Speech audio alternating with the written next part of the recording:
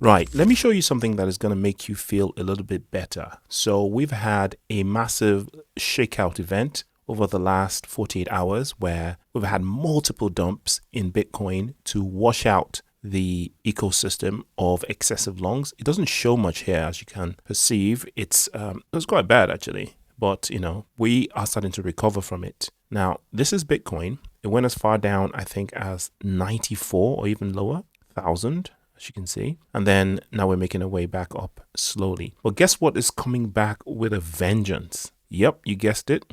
Our beloved XRP is raging back up. And we went as far down as 1.9 something, 1.91. 1.91 was like the liquidation wick low. Unfortunately, I actually missed that wick, so I wasn't able to capitalize on it. I wish I'd seen it. Sometimes I need to do other things than look at crypto. But man, a lot of people lost a lot of money with this liquidation event. The one that happened a few days ago took something like $500 million off the market. This one, I believe, did something like 1.5 billion. So it's 3 times as bad as the previous one. I think that people thought that that previous liquidation event was it. And then without delay, people went ahead and put on excessive longs again. And I don't know. I've seen a few videos and a few opinions about this, but apparently there's a little bit more than meets the eye with this as well. I think I heard somewhere that the stock market was trying to punish Michael Saylor and Microstrategy, because you know how it is. The more successful you are, the more haters come after you, the more haters you inherit or attain or whatever. So, Michael Saylor has been very successful. He had a lot of naysayers. He definitely has a lot of haters in high places. Governments and other companies alike. People on Wall Street that probably expected him to fail, but he has been a massive success. I'm sure the IMF isn't a very big fan of his because the IMF absolutely hates Bitcoin and they want Bitcoin to fail. So the IMF has a lot of pull, a lot of power. So who knows who's getting involved. But the past few days has been a little bit strange, I'm not going to lie, when it comes to liquidations and this sort of washout event. It's been a little bit slightly unexpected. Obviously, a pullback is expected, but this kind of pullback has been a little bit, I don't know, there's definitely more to it than meets the eye. But as you guys know, all we have to do as retail and as XRP Army is to hodl, stay strong. If we have some dry powder, then we go in with our dollar cost average when we get these gifts. I mean, this is a gift at this point. Look, it's gone back to 230, even went up to 240 just a moment ago while I was recording this video. So it's only a matter of time before that gets back to the 270s and 280s that we've achieved in the past week. And before you know it, that's going to go right over $3 and everyone's going to forget about this little gift session that we had here. I suppose XRP had a Black Friday sale, albeit a delayed one. The other thing that's in the news that everyone also has been talking about, and I just wanted to add my 2 cents to, is something that I'm extremely interested in, is this. Google unveils mind-boggling quantum computing chip. This is probably a little bit sensationalized because there's not really mind-boggling about a quantum computing chip. It's something that's been in the works for a long time. There's a lot of research and science. There's a lot of information and data on this sort of research out there if you're interested in this sort of thing. I've been sort of following this whole quantum computing stuff. I'm also a big fan of AI, so I follow AI development very, very closely. Anything to do with futurism, quantum mechanics, quantum computing, mathematics, crypto, AI. I'm a huge fan of that stuff. So the people that are into this, this isn't a big deal to them. It's much expected. It's not the first bit of demonstration of quantum computing. There's been other companies that have demonstrated, especially, research companies. But I mean, it is a first in terms of like it's an actual chip that is usable, and it's it's proof of concept. It's going to be a long time before we get this actually doing any actual computing in the real world, or if this thing actually sets out to the real world. The reason why, of course, this is a thing is, of course, cryptography. Now, cryptography, the whole point of cryptography and the security and safety that comes with crypto and other sort of things like, cryptographic encryption, private messages, stuff like that, is that the reverse hash computing solution is very, very difficult. So actually, when a key obfuscates a message, it's not that it's locks it in a special way. It just makes it an incredibly difficult task to brute force the password, to brute force key to decode the information, right? So it takes, the age of the universe or something at this point, using the computers that we have to break Bitcoin, for instance, right? So that's how long it's going to take. That's because our current computing is limited to zeros and ones and the speed of our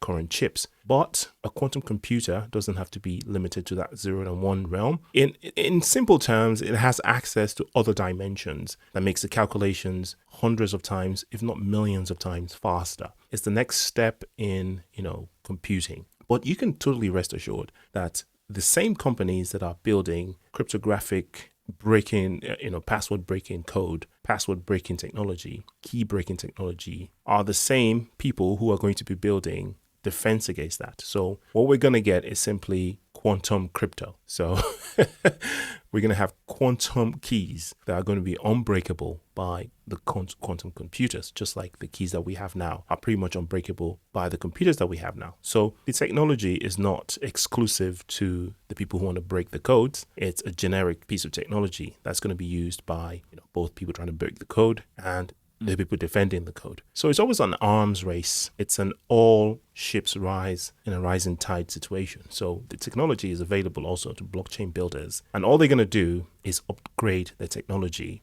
to match whatever it is that we have. So I don't know why this is such a big issue with, is this going to break codes, blah, blah, blah, blah. It's a sensational thing. I guess everyone likes a sensational piece of news. But actually, it's not only is it far away before we get the first actual computers that can do that.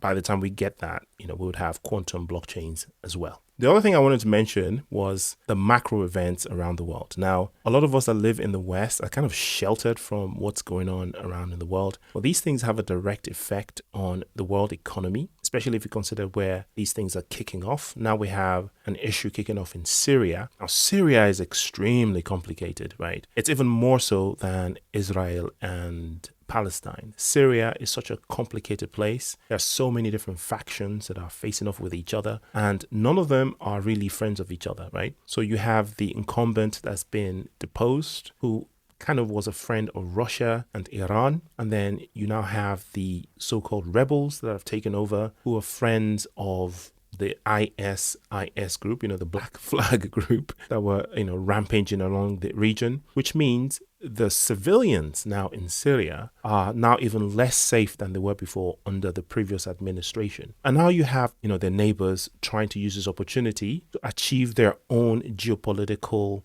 ambitions. You have Turkey getting involved because of their border disputes with Syria, vis-a-vis the Kurds, and the Kurdish people are sort of allies of the United States. And Turkey is sort of an ally of the United States, but now they're facing off on the border because the Kurdish people are trying to secure their own territory and defend themselves against insurgent people coming. It's just a whole complete mess. Now, of course, Israel has entered Syria in the southern border to create a buffer between themselves and Israel, even though there's Lebanon between them. So we now have different forces who are apparently allies of each other or enemies of each other, or allies of allies and enemies of enemies. It's just a complete mess. How does this affect us? Well, again, Syria is along the, where all the oil and stuff comes from, okay? So oil, gas, goods and services that have to go through the Red Sea have to pass through Suez Canal. And Suez Canal obviously is between Israel and Egypt, but immediately in that bit of water in the Levant, that's where you have Lebanon, and to the north of that you have Syria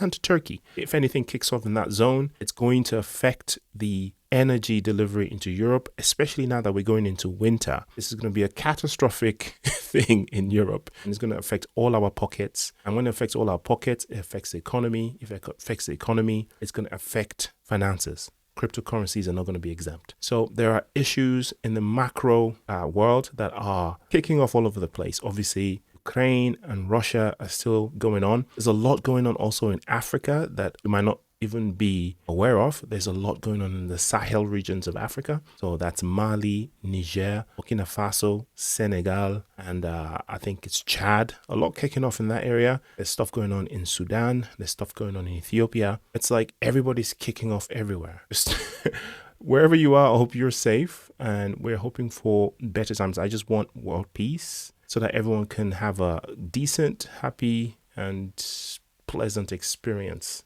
on this rock that we're floating on, if you believe that we're floating on a rock in the first place. Anyway, that's gone on a little bit long and off a bit of a tangent, but XRP recovering very nicely, and I expect to see it move into a higher green as the days progress. Not financial advice, of course, your own research. I'll see you in the next one. Peace.